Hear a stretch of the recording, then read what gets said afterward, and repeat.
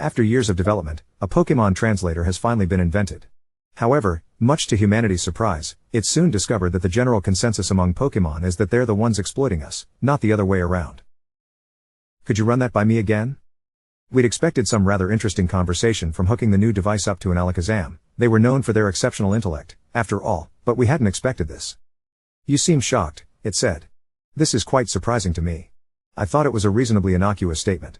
The relationship that humans and Pokemon share is disproportionately beneficial to Pokemon. We're fortunate that you are happy simply to spend time with us. The value you provide to us is worth far more than anything we actually do for you. Scientist Jerry had to take a moment to think of how to respond. He finally settled on, I suppose I always thought we were getting the most out of the deal. We ask you to battle for us, and you do, without complaint. The Alakazam twirled one of its spoons in a lazy arc around its fingers. That makes a certain amount of sense, it said. Humans are not particularly well equipped for direct confrontation in the same way the rest of us are.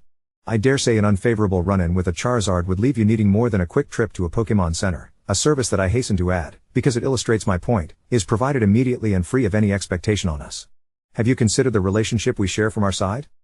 Jerry shook his head.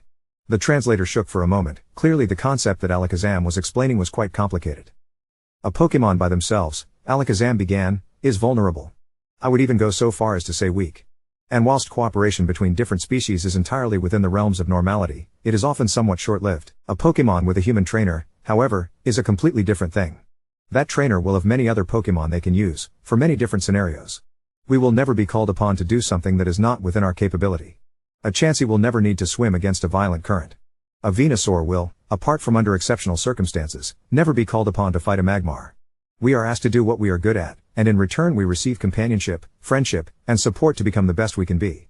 And that's not even counting your tactical acumen. Even the weakest trainer has an excellent grasp of proper strategy, compared to a Pokemon. That had to be a mistranslation, surely? Jerry had to make sure. Hold on, is that true? I'd have thought that you definitely had the intellect to strategize in the same way a trainer could, maybe even better. The Alakazam's mustache twitched slightly in a way that indicated a smile. I probably could, yes. But only because I've learned from watching my trainer, and she's still better than me by a wide margin. I couldn't before. Not as an Abra. Think of it this way, every Pokemon has a special talent. My psionics. A Blastoise's command over water. A Dugong's mastery of ice. We all have something we excel at, something we can do that nobody else can, that makes us special, valuable, and unique.